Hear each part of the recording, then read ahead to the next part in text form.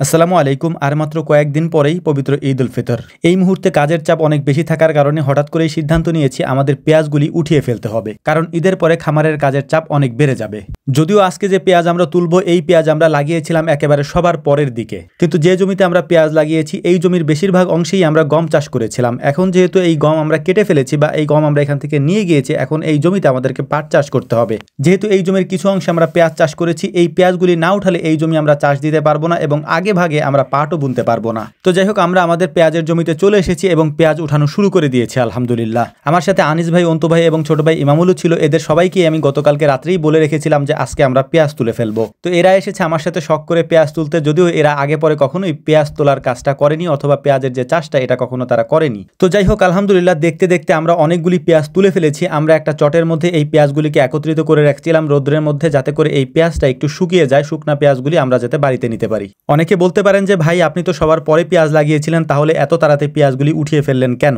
আমি আগেই বলেছি আমরা যে জমিতে পেঁয়াজ লাগিয়েছি এই জমির বেশিরভাগ অংশেই হচ্ছে গম চাষ করা ছিল। গম আমরা এখান থেকে কেটে নিয়ে গিয়েছি, এখন এখানে পেঁয়াজ রয়েছে। এই পেঁয়াজগুলিকে খুব দ্রুত নাও তুলতে পারলে এখানে আমরা পাট বুনতে পারবো না। আপনারা দেখতেই পাচ্ছেন আমাদের যে পাশের জমি রয়েছে ওই জমিতে পাট বুনে তারপর পানিও দিয়ে দেওয়া হয়েছে।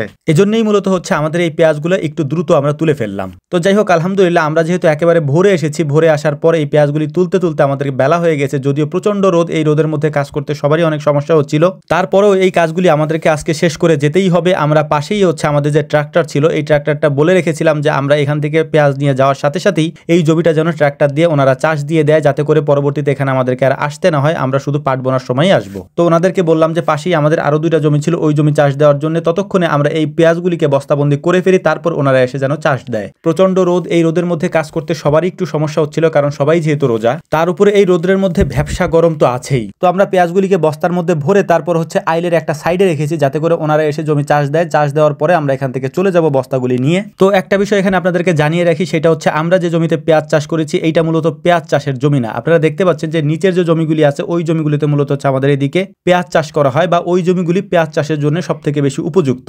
উপরের যে জমিগুলি আছে এই জমিগুলিতে মুসুরি, তারপর হচ্ছে যে কলাই, এরপর গম, এই সব জিনিসগুলি চাষ করা হয়। এই জমিতে বলা যায় পেঁয়াজটা আমরা জোর করেই চাষ করেছি, তবু আলহামদুলিল্লাহ আমাদের পর্যাপ্ত পরিমাণে ভালো ফলন হয়েছে এই জমিতেও। এখানে জমির পরিমাণ হচ্ছে 4 কাঠা জমিতে আমরা প্রায় 13 বস্তা পেঁয়াজ এখান থেকে নিয়ে যাচ্ছি আমাদের বাড়ির দিকে। ভিডিওতে এখন যে দৃশ্যগুলি আপনারা দেখতে পাচ্ছেন এটাই ছিল আমাদের এই পুরো কাজের মধ্যে সব থেকে কষ্টের একটা কাজ, কারণ রোজা রেখে এত দূর পর্যন্ত এটাকে বয়ে নিয়ে যা, মানে এই বস্তাগুলি বয়ে তারপর রাস্তা পর্যন্ত নিয়ে আসা সব থেকে বেশি কষ্টকর একটা ব্যাপার ছিল।